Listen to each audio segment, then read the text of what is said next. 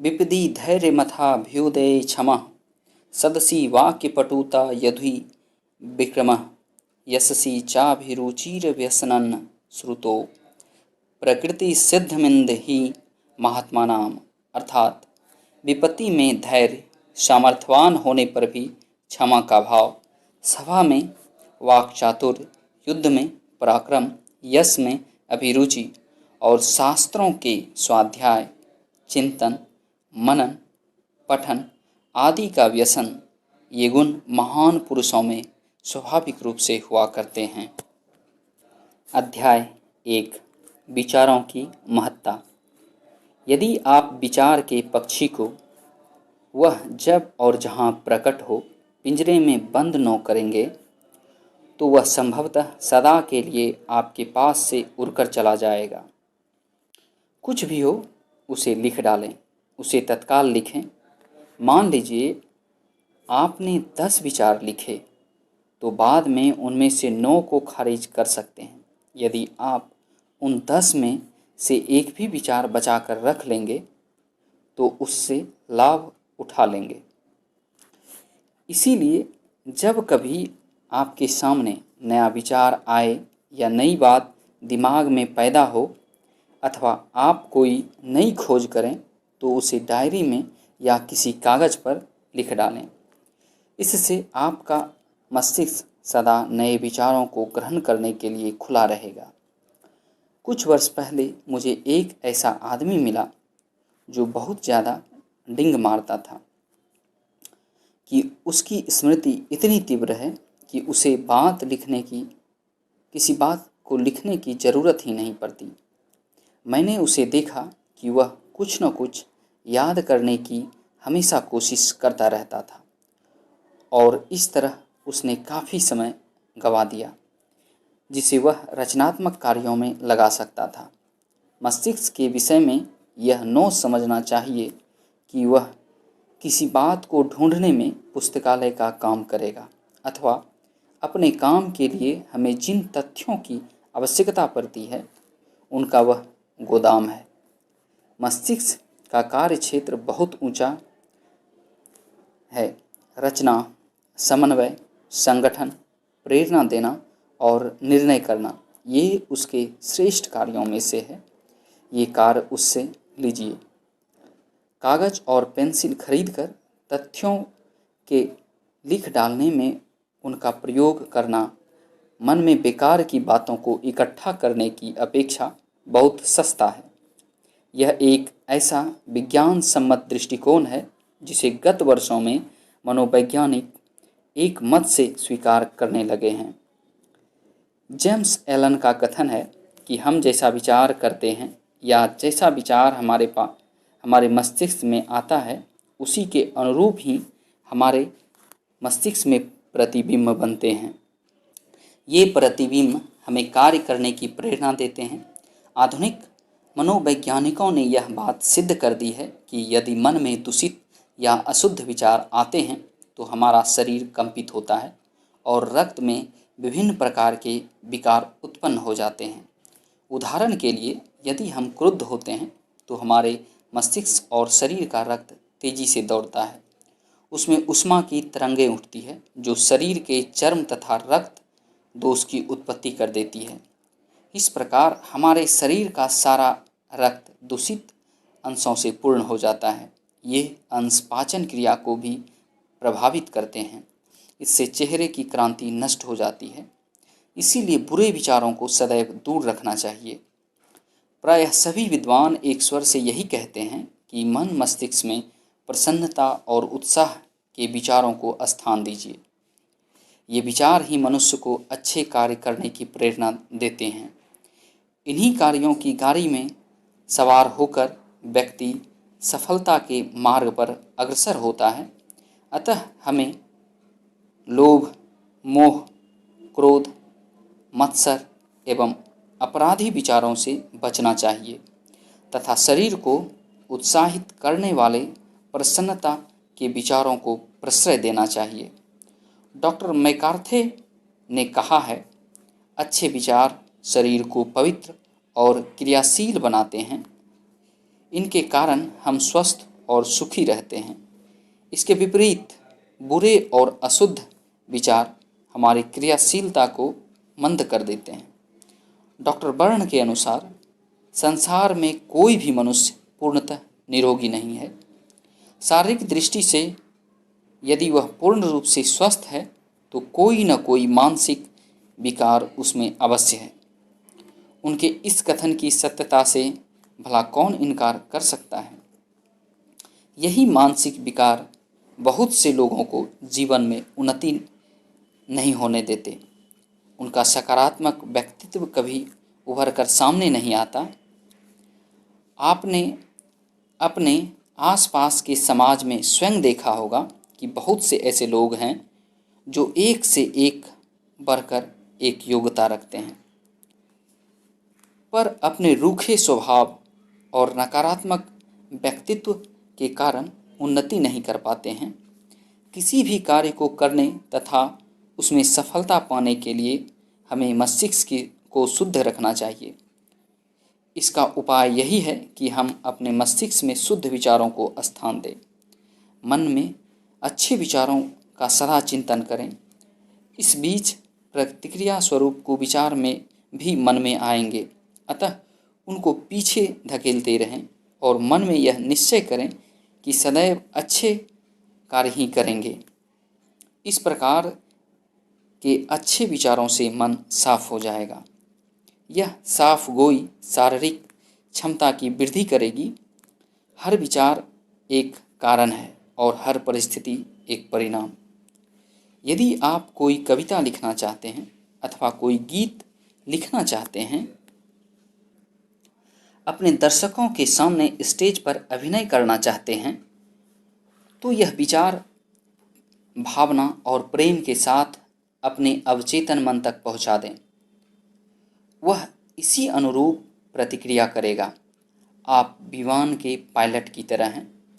आपको सही निर्देश देने होंगे, वरना विमान दुर्घटनाग्रस्त हो जाएगा। इसी तरह आपको अपने मस्तिष्क को सही आदेश देने होंगे, जो आपके सभी अनुभवों को नियंत्रित करता है। इस प्रकार के वाक्यों का प्रयोग कभी न करें कि मैं अमुक कार्य को संपन्न नहीं कर सकता क्योंकि इसके लिए मेरे पास पूंजी नहीं है। आप जो सोचते हैं, आपका मन मस्तिष्क उसे सच मान लेता है। वह यह सुनिश्चित करता है कि आपके पास कभी पूंजी न रहे या अमुक कार्य करने की क्षमता न रहे जो आप करना चाहते हैं। इसके बजाय दृढ़ता से कहें, मैं अपनी मस्तिष्कीय शक्ति से समस्त कार्य कर सकता हूँ। वस्तुतः जीवन का नियम विश्वास का नियम है। विश्वास आपके मस्तिष्क का एक विचार है। यह उन चीज़ों में विश्वास न करें जो आपको हानि या चोट पहुँचाए। अपनी मस्तिष्क की शक्ति में विश्वास करें। यह विश्वास रखें कि वह आपका उपचार करेगी, प्रेरित करेगी, शक्तिशाली और समृद्ध बनाएगी। आपकी पर्सनैलिटी व्यक्तित्व को प्लस यानी पॉजिटिव सकारात्मक करेगी, लोगों के समक्ष उसे उभारेगी। आपके विश्वास के अनुरूप ही आपके अच्छे विचार का फल आपको मिलेगा। अपने नकारात्मक विचारों को बदल लें। आपका भाग्य स्वयं बदल जाएगा। आपके विचारों की महत्ता यही है कि ये सदैव आपको कर्म करने को प्रेरित करते हैं। वे कर्म अच्छे और बुरे दोनों हो सकते हैं। आपका मस्तिष्क जिसे भी सही मान ले। आपके मस्तिष्क में आया कि एक गिलास पानी से आधा भरा हुआ है, तभी दूसरा विचार घर कर गया कि गिलास आधा खाली है। अब यह आपके मस्तिष्क की सबलता है कि किस विचार पर वह टिकता है, किसे सही मानता है। आपका मस्तिष्क आपके शरीर का सबसे बड़ा बैंक है। यह सदा आपके साथ रहता है। इसकी संपूर्ण शक्ति का परिचय आपको तभी हो पाएगा जब आप इसका उपयोग करना सीख लेंगे। चेतन और अवचेतन ये आपके मस्तिष्क के दो स्तर हैं। जब आप चेतन मन में कोई विचार करते हैं तो वह आपके अवचेतन मन में उतर जाता है। जो आपके विचारों की प्रकृति के अनुरूप परिस्थितियां बनाता है, जबकि अवचेतन मन भावनाओं का सागर है। यह रचनात्मक है और इसी के द्वारा जो आप सोचते हैं उसी के अनुसार आपको परिणाम मिलते हैं। यही तरीका है आपके मस्तिष्क के काम करने का।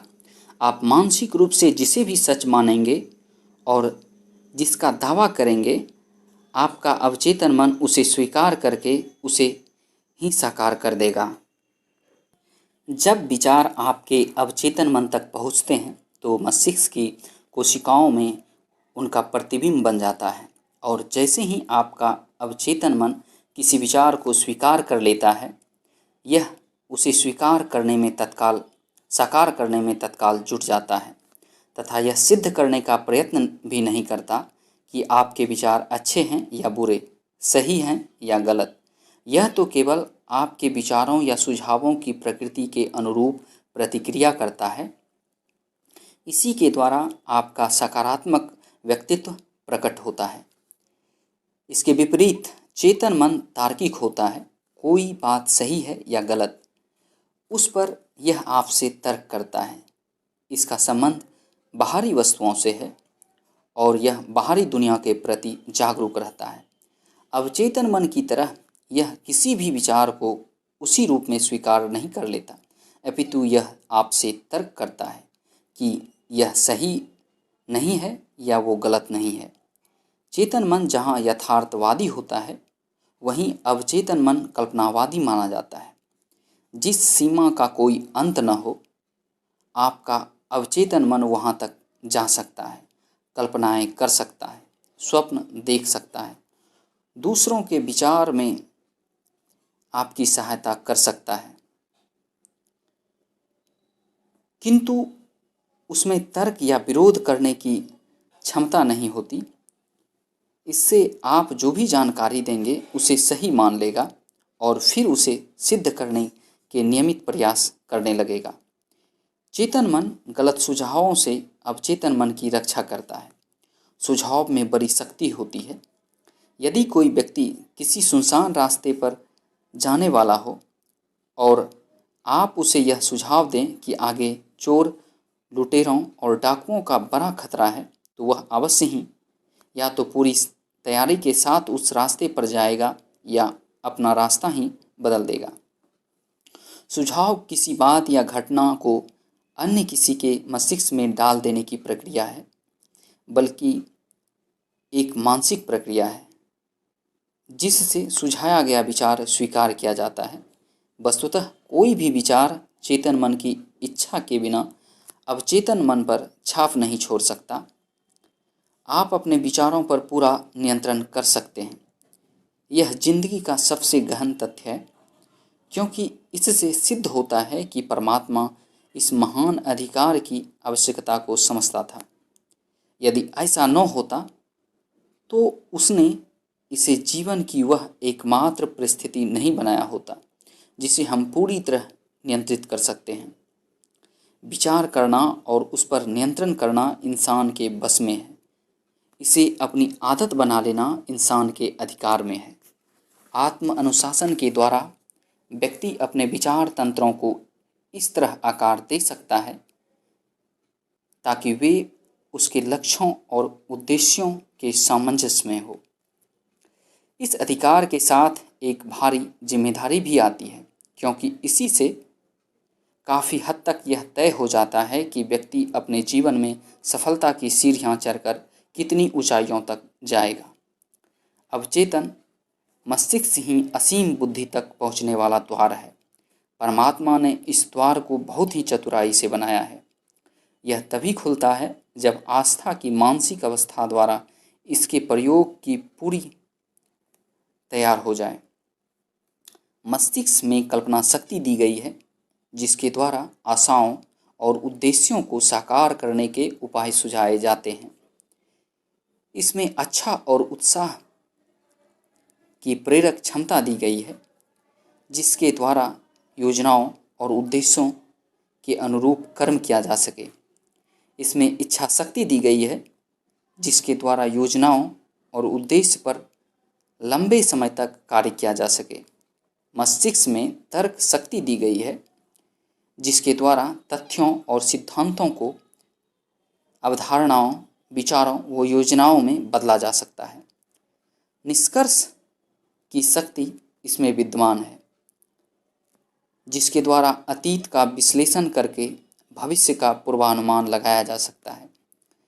यह क्षमता स्पष्ट करती है कि दार्शनिक लोग भविष्य का अनुमान करने के लिए अतीत की तरफ क्यों देखते हैं।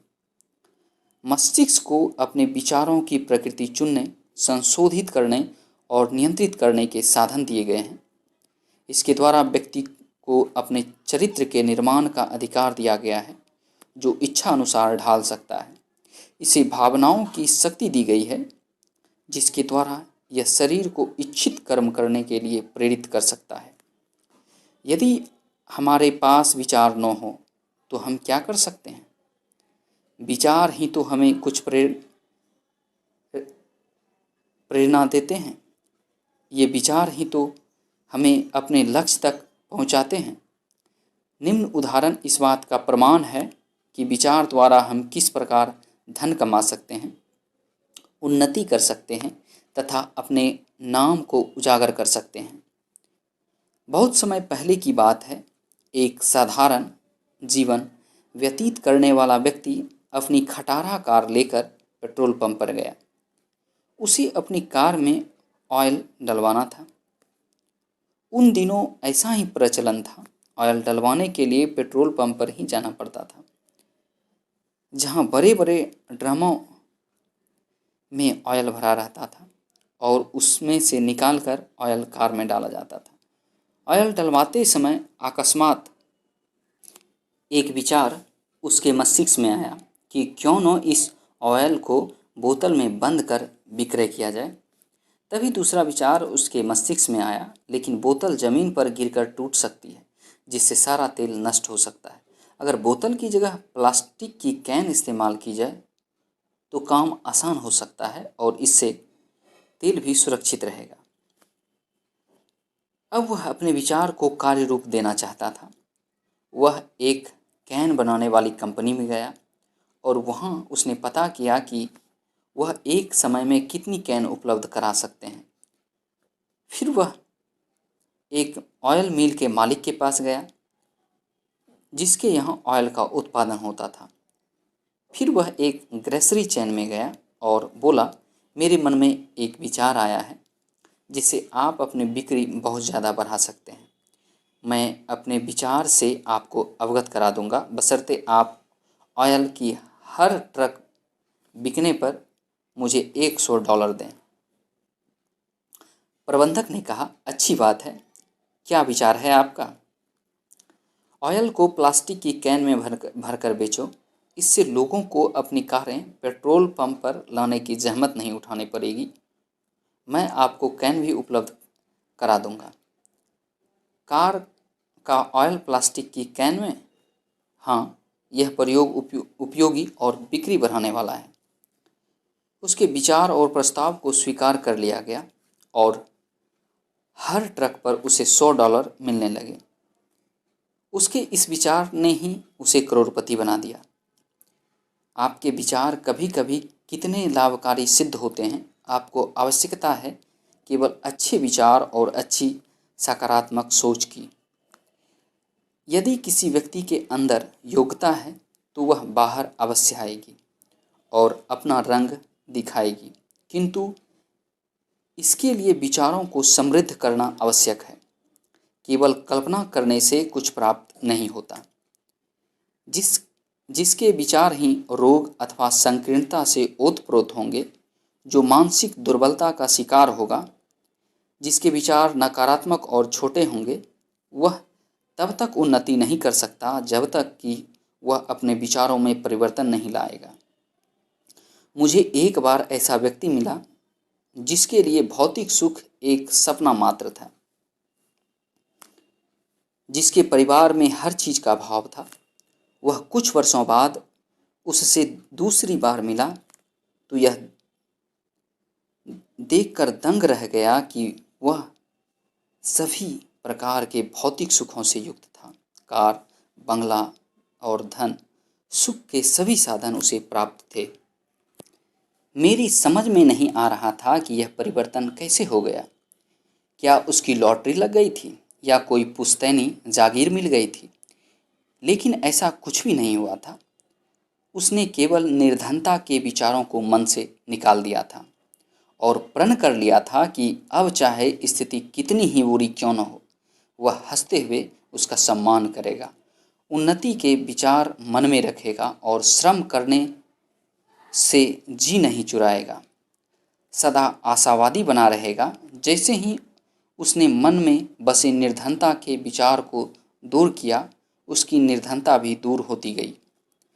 उसने रद्दी का काम छोड़कर स्क्रैप का काम किया, जो अच्छे विचारों के कारण चल पड़ा और कुछ ही वर्षों में उसके वारे न्यारे हो गए। असफलता और निराशा के विचारों का मन में होना सुख और समृद्धि के विरुद्ध है।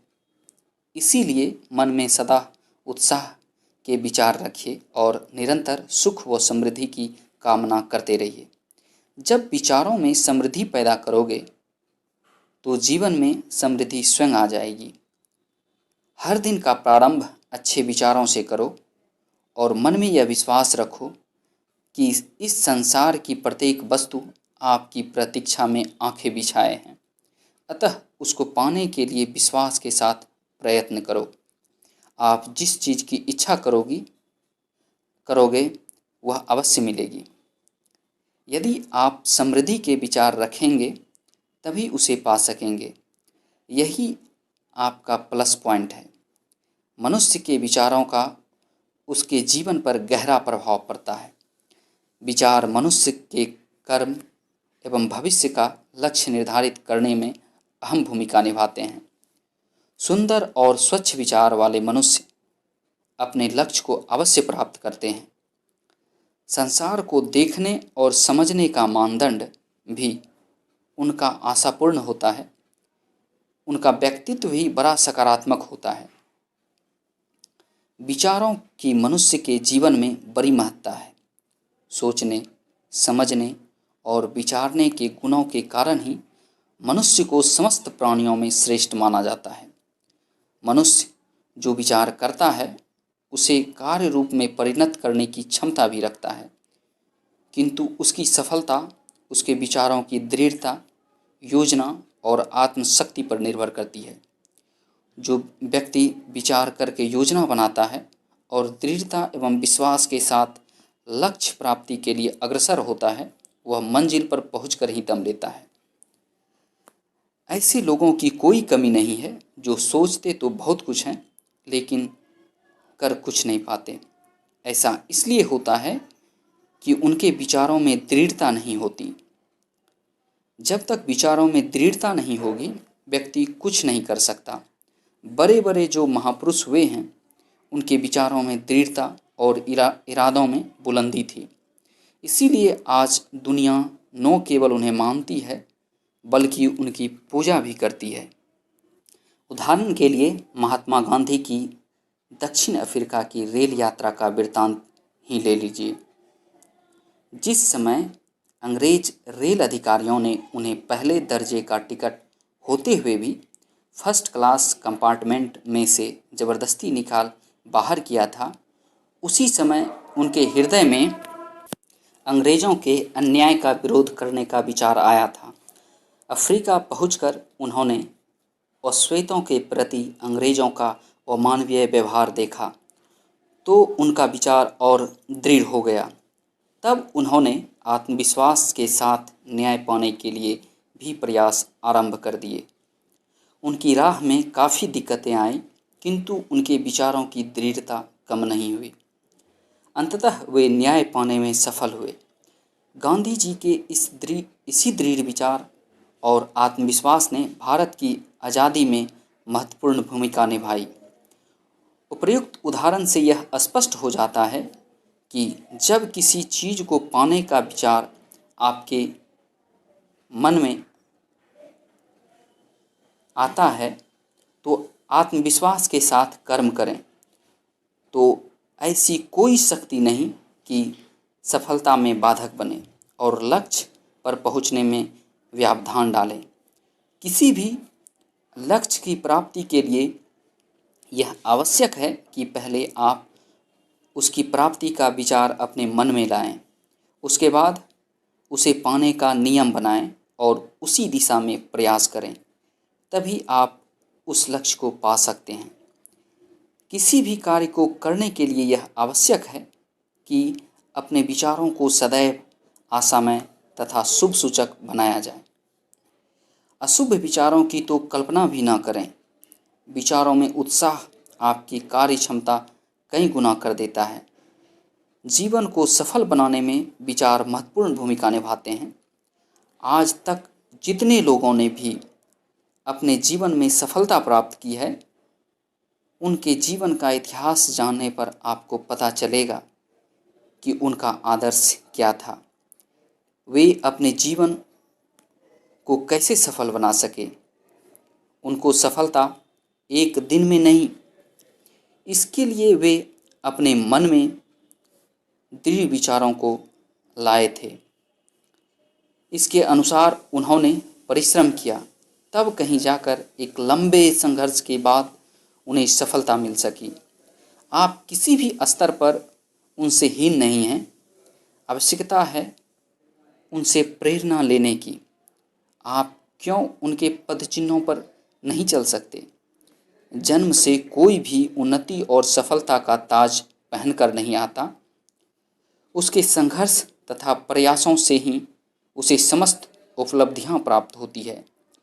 ध्यान रखिए, सफल जीवन जीने के लिए सदैव सफल आदर्श, अच्छे विचार और श्रेष्ठ भावनाओं का चयन करें। विचारों की शक्ति बड़ी महान होती है।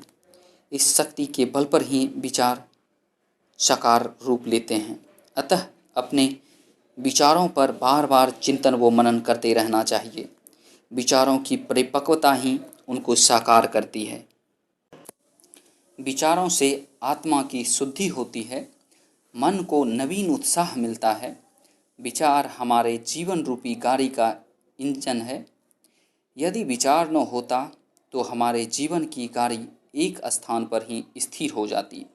अच्छे विचार के द्वार पर सफलता स्वयं उपस्थित हो जाती है। आप अपने विचारों में दृढ़ता लाइए और जिस कार्य का विचार मन में आया है उसे पूरा करने का प्रयत्न करिए। सफलता दोनों हाथ पसारे आपका स्वागत करेगी। धन्यवाद।